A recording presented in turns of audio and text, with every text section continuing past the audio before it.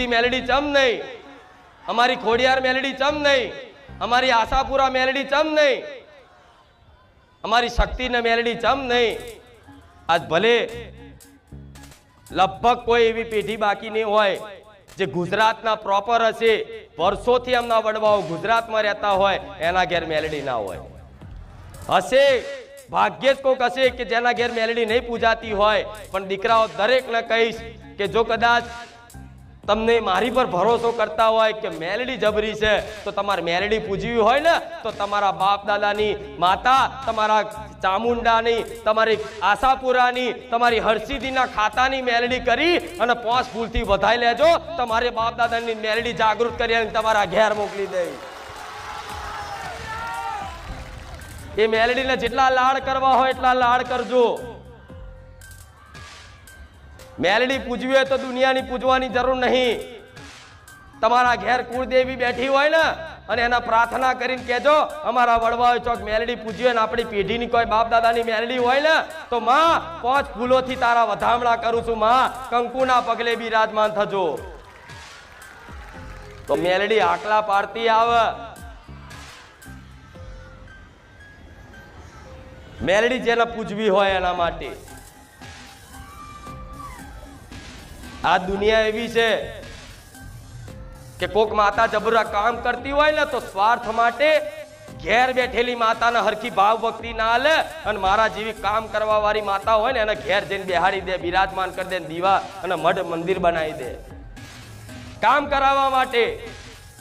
એટલે તો ખુખાર મેલડીએ જાહેરમાં કીધું છે કે તમામ આવનારા મારા વાલા ભક્તોને કહીશ, જો સુધી મારો અવાજ પહોંચતો હોય તો સુધી દરેકને કહીશ કે ક્યારેય તમારા ઘેર મારો દીવો ના કરતા।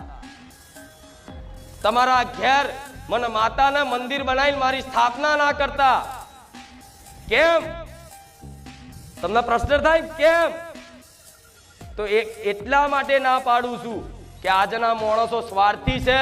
કામ કરવા વાળી માતા હોય ને એટલે કામ કરાવવા ઘેર દીવા બત્તી ને આરતીઓ કરે અને 6-12 મહિના કદાચ હારું રે અને થોડા દાડે કર્મોની દુઃખની પીડા વેટાય ને એટલે મારા જેવી મેલડી નહીં નાખી દે।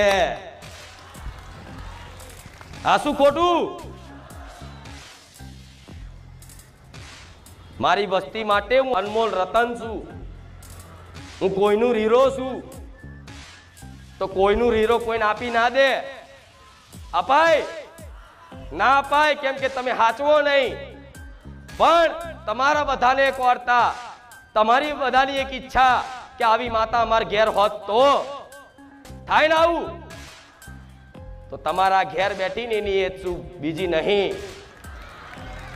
એ જ શું, ભલે સોલંકી કુળમાં પૂજાતી પણ તમારા ઘેર મેલડી બેઠી હશે ને એની એ જ મેલડી શું। તમારા ઘેર ચામુંડા બેઠી હશે ને તો મને માતાના ચામુંડા સમજી લો તોય ભલે। રામ આખું જગત ભટકી ભટકી ભટકી ભટકી ભટકી ભટકી અને ફરી ફરી અને મારે જ્યાં ધામ હુજ્યું છે। કોકના કહેવાથી આયા છું, વિડીયો જોઈને આયા છું કે લાવો કેવું છે જઈએ।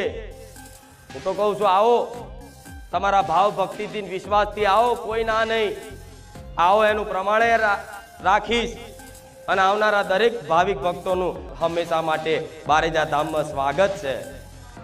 આવો દર રવિવાર જેટલું અવાય એટલું, અને દર રવિવાર ના આવતું હોય તો કઈ નહીં, મહિનામાં 6 મહિનામાં એકવાર માતાને મળવા આવશો, દર્શન કરવા આવશો, રોમ રોમ કરવા આવશો ને તો 17 વખત તમારા ઘેર હું આવીશ। તમારા ઘેર કદાચ આવવા માટે સાધન ના હોય, આવવા માટે ભાડું ના હોય, સમય ના મળતો હોય તો ભલે જાઓ। હું મેલડી જાહેરમાં એવું કહું છું, દર રવિવાર મારા ભરવાની જરૂર નથી।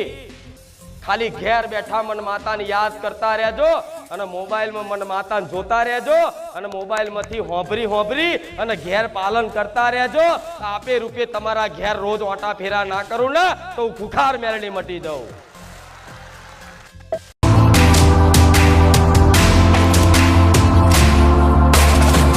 બોલાઈ અને ખોટા ભાડા બગાડવાનું મને શોખ નહીં થતો। 50 રૂપિયાનું પેટ્રોલ પુરાઈ અને મારા ધામ ને આવો ને અને કીક મારો ને તે 50 રૂપિયાનો બોજ મારી પર ચડે।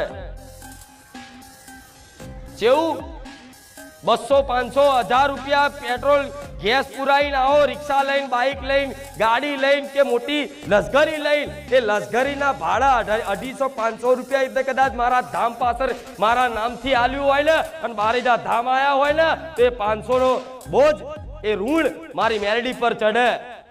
પણ 500 રૂપિયા તે ખર્ચી અને ભાડું બગાડીને આયા હોય ને એના 500 ના 5000 કરીને આલું. હું ક્યારે કોઈનું ના રવા દઉં, હું ક્યારેય કોઈનું ના રવા દઉં અને ક્યારેય કોઈનું નહીં રવા દઉં. કદાચ 2 અગરબત્તી કરી હોય ને મારા નોમની, હિસાબ માગી લેજો ગોડા, હું રોમ મારી મેરડી હિસાબ આપવા તૈયાર છું કે લે તારા ધામમાં 5 રવિવાર હું આવ્યો, મારું કોઈ કામ ના થયું પણ 5 રવિવારનો મને હિસાબ આપી દે. આટલું બોલી જાય ને તો 5 રવિવારનો તાત્કાલિક એને હિસાબ આપી દઉં. હું એક રોમવારી કુખાર મેલડી છું કે લે પકડ, તું મારા ધામમાં 5 રવિવાર ભલે કોકના કહેવાથી પરાણે આવ્યો પણ 5 રવિવાર આવીને મારા જોડે હિસાબ માંગ્યો છે ને તો ગમે તો અહીં એને જે ભાડા ખર્ચ્યા હોય અને આવતા ભલે ભૂખ લાગી એના પૈસે નાસ્તો કર્યો હોય ને એનું વ્યાજનું વ્યાજ સહિત એના ગમે તો અહીં 5000, 10000, 25000, 50000 રૂપિયા મેળવી આલી અને મારો હિસાબ પૂરો કરી નાખું. હું ક્યારે કોઈનું ના રાખું. તો તમે તો દર રવિવાર આવો છો, દર રવિવાર આવી અને કાલાવાલા કરી અને ભાવ ભક્તિ પ્રેમથી મારી માતાની વાત સાંભળો છો બેહીન. શ્રીફળ, ચુંદડી, અગરબત્તી, પેંડા બધું જે ભાવથી લાવો બધું મને માતાને સ્વીકાર્યું. આ બધા વસ્તુનું હું ક્યારેય તમારું ઋણ નહીં રાખું.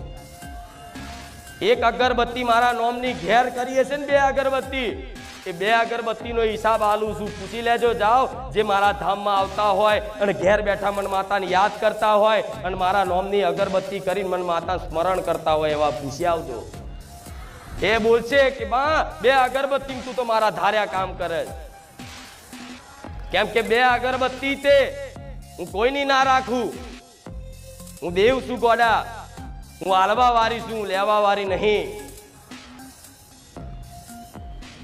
એટલે રવિવાર આવો, ભાવ ભક્તિથી વિશ્વાસથી આવો. તો જો હિસાબ જોતો હોય ને તો 5 રવિવાર 10 રવિવારનો આપી દઈશ. પણ જેણે જેણે હિસાબ ના માગ્યો અને મનથી વિશ્વાસથી ભાવ ભક્તિથી રવિવાર ખાલી આવી અને દર્શન કરી અને જતા રહ્યા ને મનથી કે માં તને જે યોગ્ય લાગે ને તને જે ઠીક લાગે ને એ કરજે. લે હું તો તારા ધામ આવી અને તારા શરણે પડ્યો છું, માં હવે તારી જવાબદારી. એનું બાવડું ચાલી અને ઉભો કરીને કહું કે દીકરા, જો કદાચ જીવન મન માતાને હોપ્યું હોય ને કોઈ માગણી ના કરી હોય ને અને બધા નિર્ણયો મન માતાને હોપ્યા હોય કે માં તને જે ઠીક લાગે ને એ કરજે, તેવા ભક્તોને કહીશ થોડા જીવનમાં દુઃખ આવે ને તો નિરાશ ના થતા. શી ખબર તમારું પૂર્વનું કોઈ કર્મનું ખાતું, પાપ કર્મનું ખાતું, એના ફળ સ્વરૂપ તમે દુઃખ બેઠો છો. એ દુઃખ નાના મોટા જીવનમાં દુઃખ આવી અને જે પીડા અનુભવ કરો ને મારા ભરોસે આટલું દુઃખ હું આટલામાં પતાવતી હોય તમને શી ખબર હોય. આટલું દુઃખ આટલામાં પતાવતી હોય અને આટલું દુઃખ આટલામાં પતાવતી હોય તમને ખબર હોય. કદાચ કાલ તમને તલવાર વાગવાની હોય જગ્યાએ નાનો કોટો વાગીને પતાવતી હોય શી ખબર. હા શું ખોટું? કાલ મોટું નુકસાન આવવાનું હોય એની જગ્યાએ 500 રૂપિયાનું નુકસાનમાં પતાવી દેતી હોય. કાલ શરીરમાં કોઈ મોટો રોગ આવવાનો હોય એની જગ્યાએ તમને નાનો મોટો તાવ આવી અને દવાખાને ઇન્જેક્શન લઈને આવીને સારું થઈ જતું હોય એ હિસાબ પતાવતી હોય શી ખબર. એટલે શંકા કાઢી નાખજો કે માં તારી પર વિશ્વાસ રાખવાથી, તારા ધામ આવવાથી, તને દિલથી માનવાથી, તારા શરણે આવવાથી, તારા શરણે પડવાથી અમારા જીવનમાં દુઃખ કેમ છે તું સાંભળે છે કે નહીં? તો ના, હું બેરી નહીં, હું બધાનું સાંભળું છું. તમારે રાડો પાડીને બોલવું પડે. આ બાતથી પેલી બાતથી કોકના બોલાવો હોય ને તો જોરથી બૂમ પાડવી પડે કે ફલાણા ભાઈ અહીંયા આવો. અહીંથી કઈક સૂચના આલવી હોય ને તો માઇકથી બોલવું પડે. પણ મારા જેવી માતા હોય ને એ તમારા મનની વાતો જાણતી હોય, તમારા હૃદયની વાતો જાણીને બેઠી હોય. એના રાડો પાડીને કહેવાની જરૂર નહીં, એના રોતડા રડીને કહેવાની જરૂર નહીં. ભલે તમે હસતા આવો મારા પારે, પણ અંદરથી જેટલા રોવો છો ને, હું મેલડી 100% જોણી જાઉં.